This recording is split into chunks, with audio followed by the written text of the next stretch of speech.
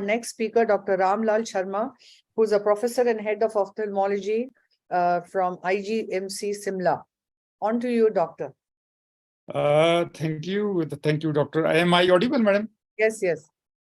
Thank you very much for giving me the opportunity to present this case. This is not an unusual case as we had seen all my previous speakers. This is a classical case of almost hypermature intumescent cataract, which I have certain points to make. You can see the incision I usually keep slightly posterior in such cases because it is anticipated that there might be some complication, that is running away rhexis. I might lose the rhexis and ultimately may get some complications. So I tend to convert these cases directly into SICS. As this case is being done under topical anesthesia, you can see I usually start rhexis in such cases as it tends to run away in the if I start inferiorly from the upper part, like envelope technique. It may not be that perfect, but usually it goes well, as I have two sides to make. If it goes away in one direction, then I tend to take it away from the other side. As the decompression of the lens starts, the chances of getting away rhexis is less. As you can see, I am likely to lose this rhexis.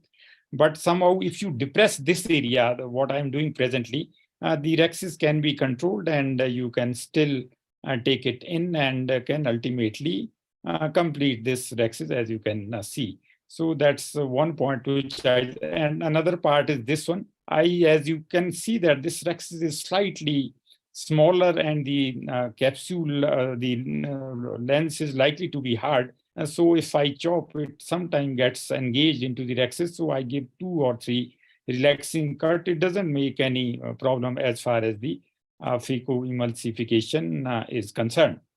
Another part is the hydrodissection. In such white cataract cases, it is usually the peripheral cortex is loose, and then it can be taken out easily with just hydrodissection, which I had done. And the next part is the phacoemulsification.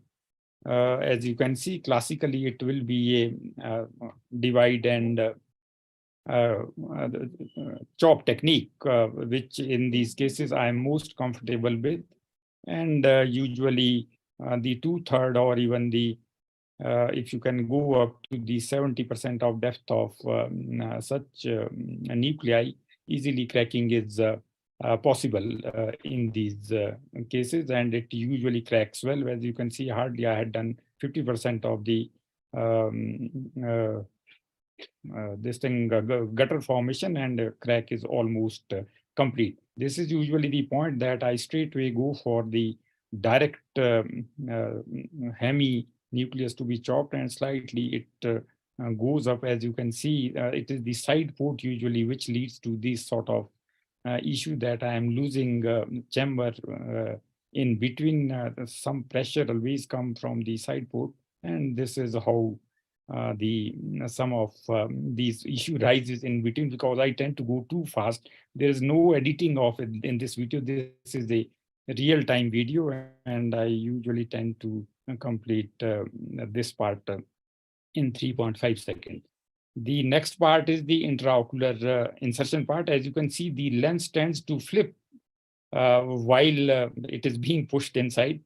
I am likely to get it back by the time it is pushed back. And there's another part in volume surgery where we go too fast to push such situation, and ultimately this lens goes well. These are actually lenses from the Ayushman scheme, one of the cheapest IOL which comes under supply. So we don't have much choice in government institution to go for premium IOL. In some of these cases, people are from poor strata. They come late in a hypermature stage, and then we need to carry out with whatever means. All the viscoelastic and everything is of cheapest cost. that is packaged within 7,500 rupees, which the government scheme is. That completes my surgery. I usually do not do any hydration because my incision is slightly posterior. It never leaks. And that is the end of this surgery. Yes, doctor, that was a fast surgery, and yes, you did very well too. But for sake of discussion, you stop sharing your presentation. There's a Okay. stop sharing. Yeah. I have a few questions, and these are all only for discussions. Each of Yes, your ma'am. videos this far, all of them have been so good. But it is just that yes, you started off making a larger axis, and but you did very well manage to get your axis round. And but then it is a clear-cut soft cataract. So why would you want to do relaxing cuts on a well-made capsular axis margin? And I believe the reason why you escaped not getting a rexis runoff is, I believe that when you make multiple nicks on the rexis, there are multiple weak points. So I think there's something about the vector forces which doesn't cause a rexis runoff to happen, because that's how you escaped in these kind of very intermittent cataract to unnecessarily make a nick on the capsule. I feel those multiple numbers saved you. And I want the opinion of everybody. And I think the third point is, I think your sleeve was very much retracted. Now, could Yes, that have been the cause for your surge which happened in your case? yes, Dr. yes, ma'am. Sai or Dr. Minu or Devashish, anything to comment here? Agreed, Shall ma'am. I? If Yeah. Sai, Sai. No, I think the sleeve was a bit retracted, and the moment you move slightly towards the wound during your maneuvers, sometimes the AC can get shallower. This was, although it was a white cataract, it was one of those fragile white cataracts. It was not very hard. So you don't need a very long phaco tip to impale or crack them anyway.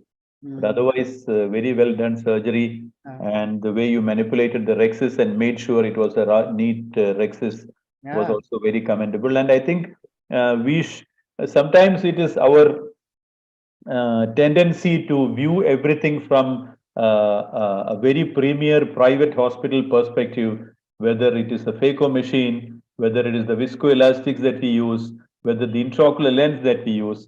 But I think we should also give it to people who are working in government setups, in medical college, teaching hospitals, who do tremendous work. With whatever it's not that what you're doing or the equipments you're doing are inferior, but that feeling that only you can give high quality surgery only with this machine, that should change.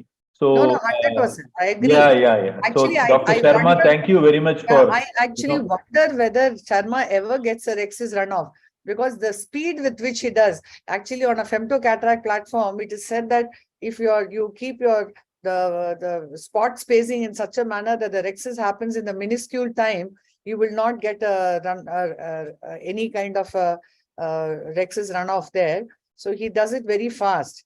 But then we want our audience also to learn. So I want to bring up some of these critical points. I want controversy. I want discussion. Yes, Yeah, Doctor. can I add few points? So if I put a scleral incision, I would nick on the sides of the conjunctiva to avoid ballooning of the regressing fluid through that. That's one point. Yes. Second thing is, I also have this, we get tempted to make an adequate rexis so that you don't have to do a double rexis. But I have now resisted that temptation 100%. And every intermittent cataract, I make a 2 millimeter, 2.5 millimeter small rexis first. After applying cohesive viscoelastics. Cohesive viscoelastics made by Indian companies are also very good, and they are cheap also. And they can be used. I think you all, in this case also, I saw an additional viscoelastic being placed on the anterior capsule to flatten the anterior capsule as much as possible. And then do a small rexis, aspirate the cortex from most of these clock hours, and then put again viscoelastic and cut it and make it a adequate rexis, so that you need not risk possibility of a run off at any point of time. So at anybody's hands, this can be reproduced every other case. And the nucleus size we'll be able to definitely assess once we take out the cortex. And this obviously looked like a soft cataract, and Side cuts I would not do.